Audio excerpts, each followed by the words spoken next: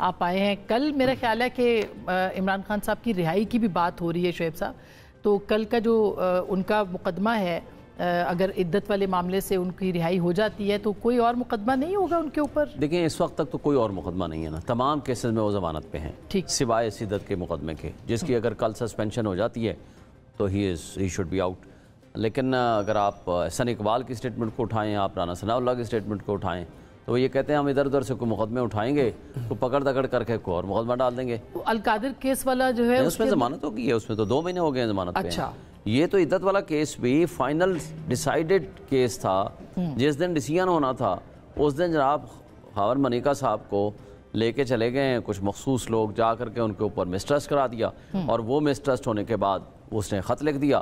خط لکھنے کے بعد وہ ٹرائل وہ چینج ہو گیا. جج جس نے 6 مہینے کیس سنا ان کو دوسرے جج کو کہا جی دوبارہ سنیں.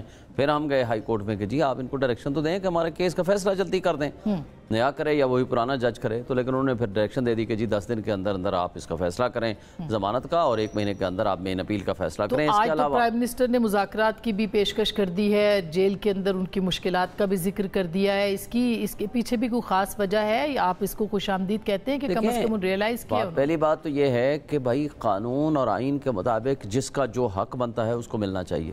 کس بات پہ ہم آ کے مذاکرات کریں کہ عمران خان کی جیل ہٹا دیں, عمران خان کی جیل میں فیسلٹیز دے دیں, آپ وہاں یہ چیز دے دیں اور یہ چیز نہ دیں.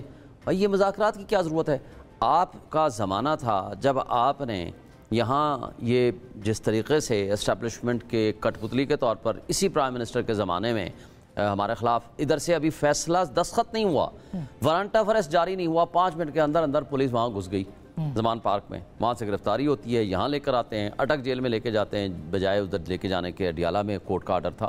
لیکن بہرحال جو کچھ ہوا آج آپ کو پتہ چلا کہ ان کی مشکلات ہیں. آپ ان کو رہا کر دیں اور آڈٹ کر دیں الیکشن کا, یعنی مشروط رضامندی. دیکھیں مشروط والی بات تو درست ہے نا, یہ بات تو یہی عمران خان صاحب نے کہی ہے. پہلی بات تو یہ ہے کہ جو ہماری سیٹیں ہیں 180 کے قریب, ہم پہلے دن سے یہی کہہ رہے ہیں بنائیں آپ جوڈیشل کمیشن, آپ آڈٹ کرائیں اور اس کی روشنی میں آپ جس کا جو حق بنتا ہے اس کو دیں. لیکن حق کے حکمرانی عوام کا ہے.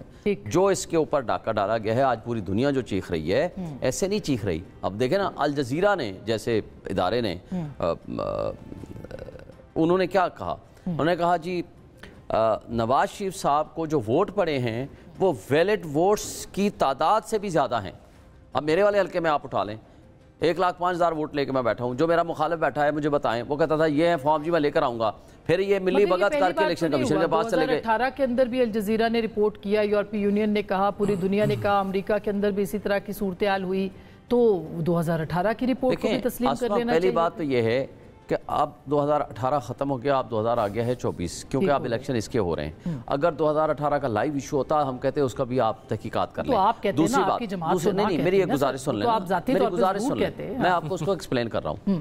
دیکھیں اعتراض آیا, ہم نے پارلیمانی کمیٹی بنائی, اس کے اوپر ان کا اعتراض آیا کہ جی ہاں بات چیت ہوتی رہی, کوئی نہیں ہوئی.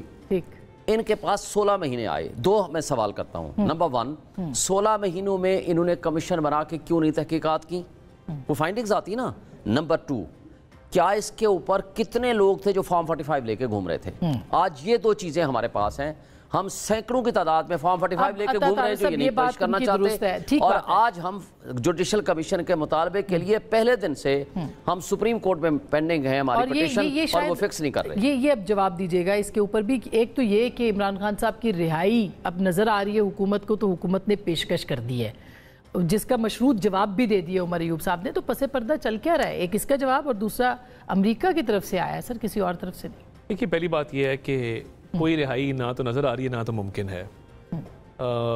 بہت سارے کیسز ہیں, اور یہ عدت کا کیس بھی دیکھیں ہم نے تو نہیں بنایا نا. آپ کے ایک کمپلیننٹ ہے جس کا نام خاور مانیکا ہے, اور انہوں نے کہا کہ جی میرے ساتھ یہ ظلم زیادتی ہوئی ہے اور یہ اس کو ایڈریس ہونا چاہیے, اور اس سے سزا ہو گئی.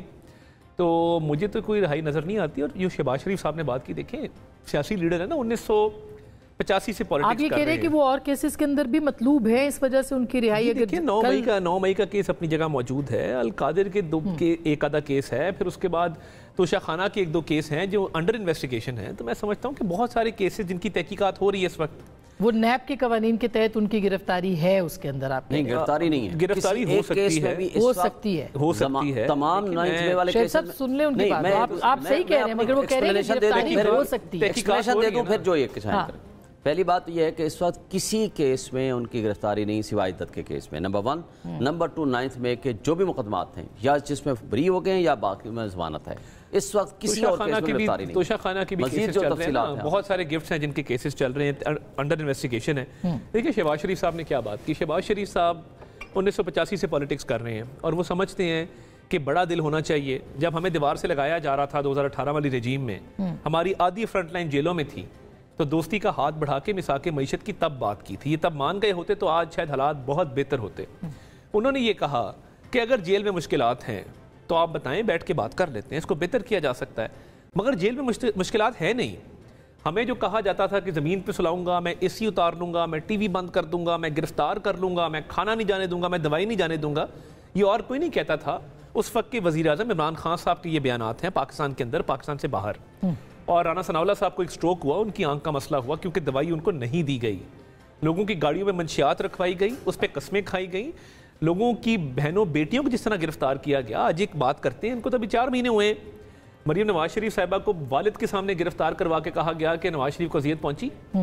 پریال تالپور صاحبہ کو اسلام آباد کے ہاسپٹل سے گرفتار کرا کے پوچھا گیا کہ آصف علی زرداری کو اذیت پہنچی رات کو۔ آج آپ بائیسیکل چلاتے ہیں ایکسرسائز والی، ایک بہت بڑے ہال وے کے اندر جو آپ نے اپنے واک کرنے کے لیے بنوایا ہے، آپ اپنے مرضی کے کھانے بنواتے ہیں، آپ کو شیف اور کچن وہاں پہ اویلیبل ہے، واکنگ گیلری اویلیبل ہے، آپ جو فیسلٹی کہتے ہیں آپ کو ملتی ہے، آپ کی ملاقاتیں ہوتی ہیں، آپ نے ملاقاتیں بند کر دی تھیں، کھانا بند، دوائی بند، ملاقاتیں بند۔ تو شہباز شریف صاحب نے کہا تنگی ہے ہمیں بتائیں، مگر وی نو اٹ فار اے فیکٹ تنگی کس چیز کی ہونی ہے، ایک شاہانہ لائف سٹائل ہے جو گزار رہے ہیں وہاں پہ، جیل کوئی اچھی جگہ نہیں ہے۔ تو اس کا مطلب ہے کہ کل آپ نے کہا کہ رہائی ممکن اس طرح سے نہیں ہے کہ کچھ اور کیسز ہیں، اس کا مطلب ہے کہ کل سزا ختم ہو جاتی ہے تو اور کیسز کے اندر فوری گرفتاری ہو سکتی ہے۔ اول تو میرٹ کے اوپر سزا کا ختم ہونا نہیں بنتا۔ ٹھیک، ایک کمپلیننٹ ہے وہ اپنی جگہ کھڑا ہے، یہ تو عدالت فیصلہ کرے گی نا سر، میں کیس کے میرٹس بھی ہیں نا۔ ٹھیک ہے، ایک مفتی صاحب ہیں جنہوں نے نکاح پڑھایا ہے، وہ سارے معاملات اپنی جگہ موجود ہیں، مگر وہ کئی کیسز میں ان کی انویسٹیگیشن جو ہے وہ چل رہی ہے۔ تو دیکھیں بات چیت ہونی چاہیے، ہو بھی رہی ہے، فلور آف دا ہاؤس بھی معاملات چل رہے ہیں، ان کے ممبرز کے ساتھ بھی ہماری بات چیت ہو رہی ہے۔ اگر ان کو مشکلات ہے اس پہ بات چیت ہو سکتی ہے، مگر ان حالات کے اندر مجھے ان کی رہائی بالکل ممکن نظر نہیں آتی۔